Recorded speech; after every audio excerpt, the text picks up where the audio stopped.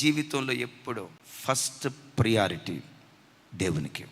నువ్వు పడకల మీద నుంచి లేవటంతో, యేసయ్యా నా మొట్టమొదటి మాట నీతో మాట్లాడాలి యేసయ్యా. నా భర్తతో మాట్లాడక మునిపే, నా పిల్లలతో మాట్లాడక మునిపే, నా కుటుంబ సభ్యులతో మాట్లాడక మునిపే నా మొట్టమొదటి మాట నీతో ఉండాలి. లేవటంతో, దేవా మరో నూతన దినం నాకు అనుగ్రహించినందుకు నీకు స్తోత్రం, నా ఆయుష్కాలాన్ని పొడిగించినందుకు స్తోత్రం. రాత్రి పడకల మీదకి వెళ్ళి మరలా తిరిగి లేవకుండా కాలగర్భంలో కలిసిపోయిన వాళ్ళు కోకొల్లలు ఉన్నారయ్యా. ఏ మంచి లేకపోయినా మరో నూతన దినాన్ని దయా కిరీటంగా నీవు అనుగ్రహించినందుకు నీకు స్తోత్రమయ్యా. నీ నాలుక మొట్టమొదట ఆయన నామ సంకీర్తన చేయాలి. డిసైడ్ చేసుకో. దేవుని వాక్యం మొట్టమొదట చూడకుండా సెల్ ఫోన్ చూడను, వాట్సాప్ అసలు ఫోను ముఖం పొరపాటును చూడను. నా కళ్ళు మొట్టమొదట నా దేవుని ధర్మశాస్త్రాన్ని వెతకాలి, ఆయన వాక్యాన్ని వెతకాలని మొదటి ప్రాధాన్యత దేవునికి ఇవ్వు. ప్రతి విషయంలో నిన్ను మొదటివాడిగా దేవుడు నిలవబెడతాడు. ఓ భక్తుడు అంటాడు, put God first, you never be last. నిజమే.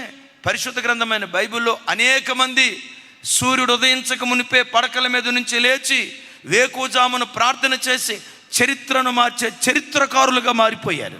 దైవజనుడైన మోషే వేకువజామున లేచి ప్రార్థించేవాడు. 430 సంవత్సరాల ఇశ్రాయేలీయుల చరిత్రలో ఏ ఇశ్రాయేలుడు చేయలేని ఒక సాహసోపేతమైన కార్యం మోషే చేయటానికి కారణం ఏంటో తెలుసా? వేకువజాము ప్రార్థన. వారసత్వంగా పొందుకున్నాడు మోషే దగ్గర నుంచి నాయకత్వం. యెహోషువ కృప ఏంటో తెలుసా?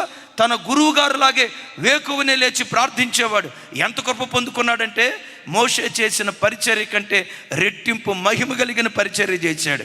మోషే నాయకత్వం కనాను దాకే తీసుకొచ్చింది, యెహోషువ నాయకత్వం కనానులోనికి తీసుకొని వచ్చింది. ఆ వంశ పరంపరలో పుట్టినవాడే దావీదు. వేకుజాం ప్రార్థన అంటంతో దావీదు ఎలా ప్రార్థన చేసేవాడు తెలుసా? తూతూ మంత్రంగా ప్రార్థన చేసేవాడు కాదు. ప్రతిరోజు అరుణోదయ దినాన్ని లేచి ప్రార్థించేటప్పుడు సితారా తీసుకొని సితారా కొడతా, వాయిద్యం వాయిస్తా, పాట పాడుతూ ఉండేవాడు. చరిత్ర మార్చే చరిత్రకారుడిగా మార్చబడ్డాడు. హిజ్కియా వేకుజామును లేచేవాడు, యెహోషాపాతు వేకుజామును లేచేవాడు. వీటన్నిటికి మించి మన ఆరాధ్య దైవం, మన గురువు, మన నాయకుడు, మన మార్గదర్శి యేసుక్రీస్తు వారు ఇంకనూ చీకటి ఉండగానే పెందల కడనే లేచి ఒలీవ కొండకు వెళ్ళి ఏకాంతంగా ప్రార్థన చేశాడు. చరిత్ర తిరగరాసిన చరిత్రకారుడిగా ప్రభు మారిపోయాడు.